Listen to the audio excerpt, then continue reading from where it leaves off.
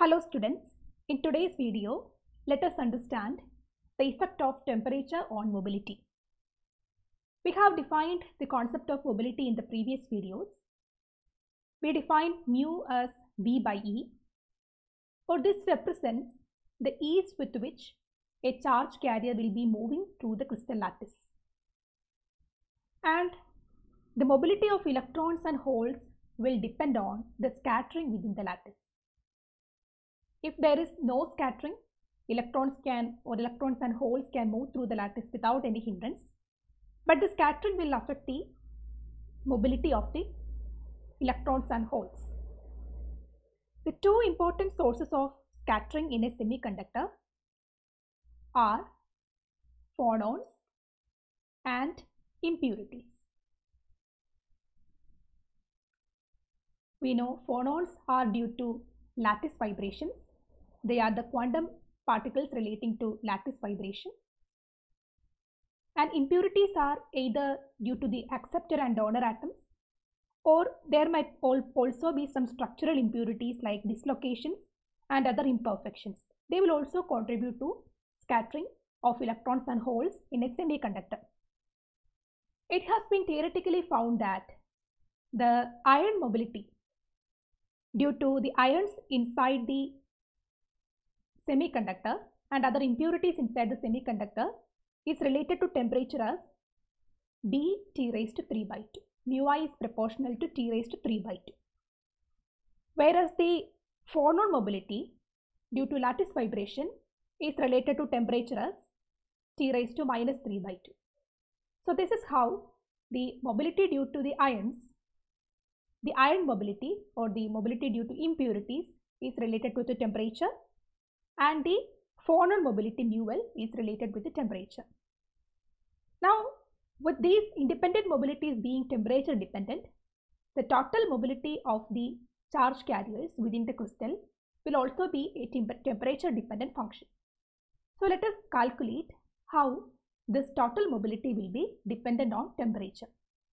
For that, we will be using the Matheson's rule, because we do not know the formula to directly calculate mu from the values of mu I and mu L. But we know in Matheson's rule, we had the total resistivity rho is equal to rho L plus rho I. The total resistivity is due to both the resistivity due to impurities and the lattice vibration. Its summation will give you the total resistivity. So this Matheson's rule implies that 1 by sigma is equal to 1 by sigma L plus 1 by sigma I, because rho is 1 by sigma. Now sigma and mu are related by the relation sigma equal to Ne mu. Hence I can rewrite the previous mentioned equation as 1 by Ne mu is equal to 1 by Ne mu L plus 1 by Ne mu I. And simplifying by cancelling the terms Ne, I will get 1 by mu equal to 1 by mu L plus 1 by mu I.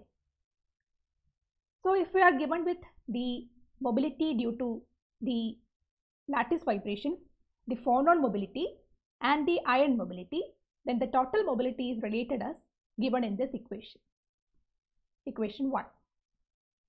So since we know the temperature dependence of both mu L and mu I, let us calculate how this mu, the total mobility, will depend on temperature. So clearly 1 by mu will be T raised to 3 by 2 by A,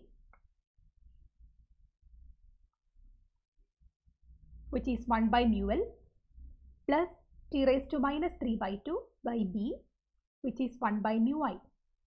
So this will be the general dependence of mu, the total mobility, on temperature. At very low temperature, what will happen? At very low temperature, the ion scattering dominates, because we know at low temperature, the lattice vibrations are very low. Hence, the contribution of phonons will be negligible. So, the ion scattering will be dominating, at low temperature. So how will the mu vary with T at low temperatures? At low temperature, mu will be approximately mu I itself. So the total mobility will vary as T raised to 3 by 2 because mu L is negligible at low temperature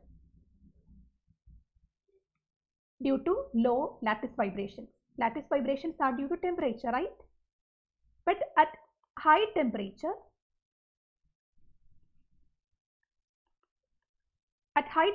we know lattice vibrations will be very large and the impurities effect will be comparatively negligible when compared with lattice vibrations. So mu will be almost depending on the lattice vibration factor, the phonon mobility. So at that high temperature, mu will be a function of T raised to minus 3 by 2.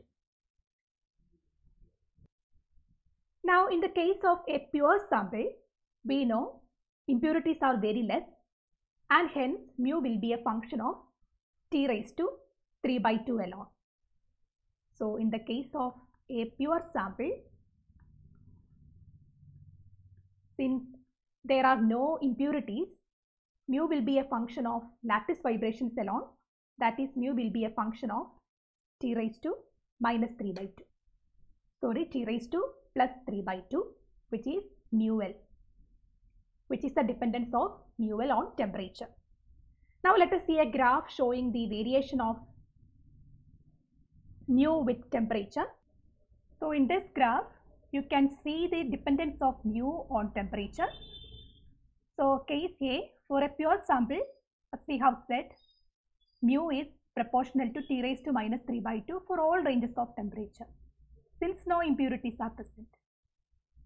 And in the case of a least pure sample, we know at very low temperature, T is proportional to 3 by 2, which is due to the impurities effect.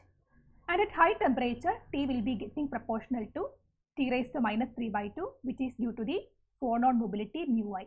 At low temperature, mu will be dominated by mu L. And for intermediate impurities, the graph will be somewhat of an intermediate shape.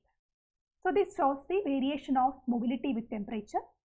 And this is the concept of effect of temperature on mobility. I hope this portion is clear for you. Thank you.